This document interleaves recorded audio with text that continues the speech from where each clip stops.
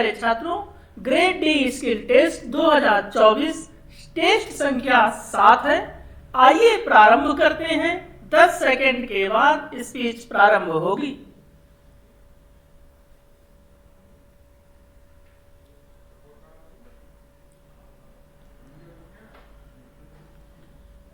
सभापति महोदय, भारत सरकार संयुक्त राष्ट्र की एक एजेंसी के इस आकलन से अपनी पीठ थपथपा सकती है कि वर्ष 2000 के बाद भारत में 5 वर्ष से कम आयु के बच्चों की मृत्यु दर में 70% की कमी आई है।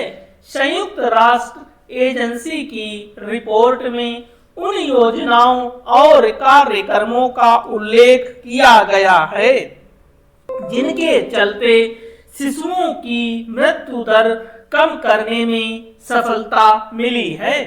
इसका अर्थ है कि बीते कुछ समय में स्वास्थ्य सेवाओं और ढांचे को बेहतर करने के लिए वास्तव में कई उल्लेखनीय कदम उठाए गए हैं। इनमें आयुष्मान भारत योजना भी है। इसका उल्लेख भी संयुक्त राष्ट्र एजेंसी ने विशेष रूप से किया है। यह स्वास्थ्य संबंधी विश्व की सबसे बड़ी योजना है।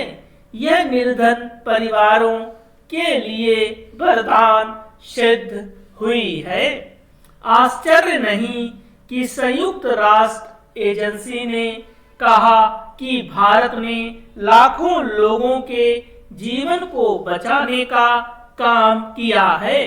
आयुष्मान भारत योजना की उपयोगिता को देखकर ही हाल में 2 वर्ष की आयु के सभी बुजुर्गों को इस योजना के दायरे में लाया गया है। बीते दिनों एक संसदीय समिति ने जिस तरह 60 वर्ष के ऊपर के सभी नागरिकों को इस योजना के दायरे में लाने की जरूरत जताई, उससे यह इंगित होता है कि स्वास्थ्य के क्षेत्र में अभी भी बहुत कुछ करने की आवश्यकता है। इस आवश्यकता की पूर्ति के लिए न केवल केंद्र सरकार को तत्पर रहना चाहिए, बल्कि राज्य सरकारों को भी केंद्र और राज्य सरकारों को इसकी अनदेखी नहीं करनी चाहिए कि छोटे शहरों और ग्रामीण इलाकों में सरकारी स्वास्थ्य ढांचा सही स्थिति में नहीं है। छोटे शहरों और गांवों में न केवल डॉक्टरों, स्वास्थ्य कर्मियों की कमी है, बल्कि अस्पतालों और मेडिकल उपकरणों की भी। इसके चलते इन क्षेत्रों के लोग शहरों के बड़े अस्पतालों की ओर दौड़ लगाते हैं, जहां निजी क्षेत्र के अस्पतालों के मुकाबले सरकारी अस्पताल बहुत पीछे नजर आते हैं। यह एक हकीकत है कि एक बड़ी संख्या में लोग सरकारी अस्पतालों में मजबूरी में ही उपचार कराना पसंद करते हैं। यह सही है कि बीते कुछ वर्षों में अनेक नए मेडिकल कॉलेज खुले हैं, लेकिन इन मेडिकल कॉलेजों से निकले डॉक्टर ग्रामीण इलाकों में सेवाएं देने के लिए तैयार नहीं होते। समय के साथ उपचार महंगा होता जा रहा है। यदि किसी गंभीर बीमारी से ग्रसित व्यक्ति को निजी अस्पताल में उपचार करना पड़ता है तो वह कर्जे में डूब जाता है। इसका एक कारण यह भी है कि अपने यहाँ स्वास्थ्य बीमा का उतना चलन नहीं जितना आवश्यक है।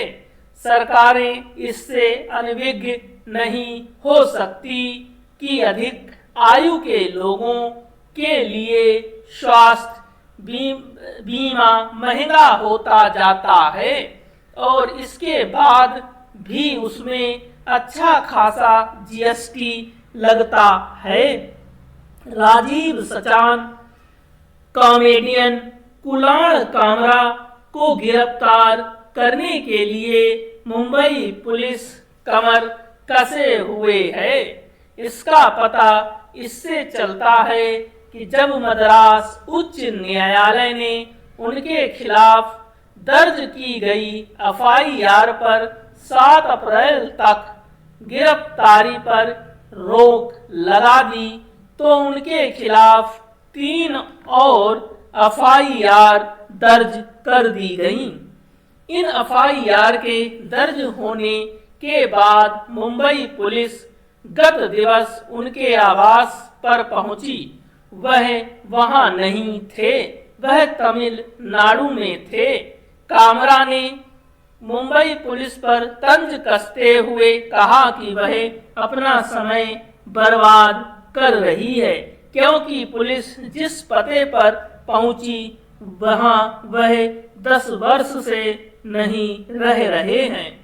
मद्रास उच्च न्यायालय के फैसले के चलते मुंबई पुलिस पहली एफआईआर पर तो उन्हें गिरफ्तार नहीं कर सकती, लेकिन 3 नई एफआईआर पर ऐसा कर सकती है।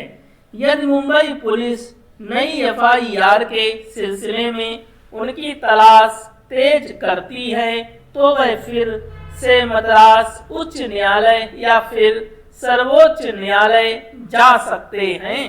इसमें उन्हें कोई समस्या इसीलिए नहीं आनी क्योंकि भाजपा शिवसेना के विरोधी कई राजनीतिक वकील उनका साथ देने के लिए तैयार होंगे।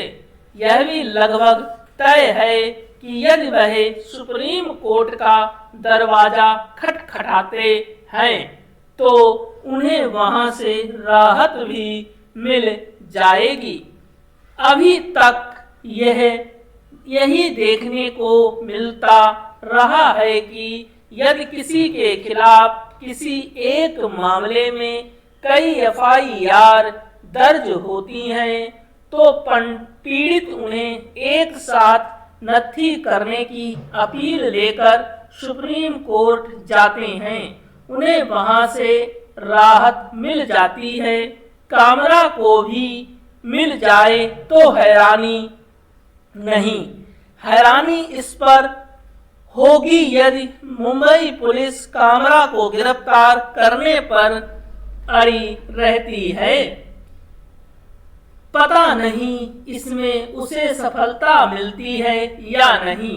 यदि मिल भी जाती है तो आसार इसी के हैं कि उन्हें शीघ्र जमानत मिल जाएगी क्योंकि उन पर मात्र यह आरोप है कि उन्होंने एक पैरोडी गाने के जरिए शिवसेना नेता और उप मुख्यमंत्री एकनाथ शिंदे का अपमान किया।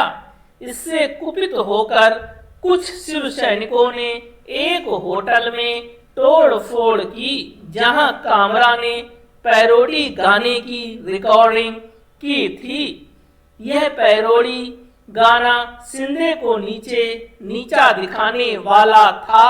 इस ढंग की पैरोडी कहना कठिन है, लेकिन शिवसेना और भाजपा विरोधियों को बहुत भाया।